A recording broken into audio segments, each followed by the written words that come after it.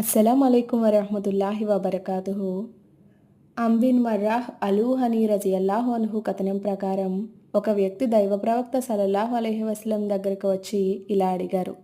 దైవ ప్రవక్త సల్లల్లాహు అలైహి వసల్లం, ఒకవేళ నేను అల్లా తప్ప వేరొక ఆరాధ్యుడు లేడని, మీరు దేవుని ప్రవక్త అని సాక్ష్యమిచ్చి 5 పూటల నమాజును చేసి జకాత్ను చెల్లించి రంజాన్ నెలలో ఉపవాసాలు నఫీల్ నమాజులను పాటిస్తే నేను ప్రళయ దినాన ఎవరి వెంట ఉంటాను అని అడిగాడు.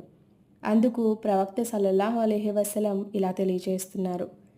నీవు సత్యసంధులు షహీదులు వెంట ఉంటావు అని. అయితే అల్హమ్దులిల్లా ఈ రంజాన్ మాసంలో ప్రతి ఒక్కళ్ళు కూడా ఉపవాసం ఉంటున్నారు. కాకపోతే కేవలం ఉపవాసం ఉండడమే కాకుండా మీరు నమాజ్లు 5 పూట్ల ఆచరించాలి, జకాత్ను ఖచ్చితంగా చెల్లించాలి.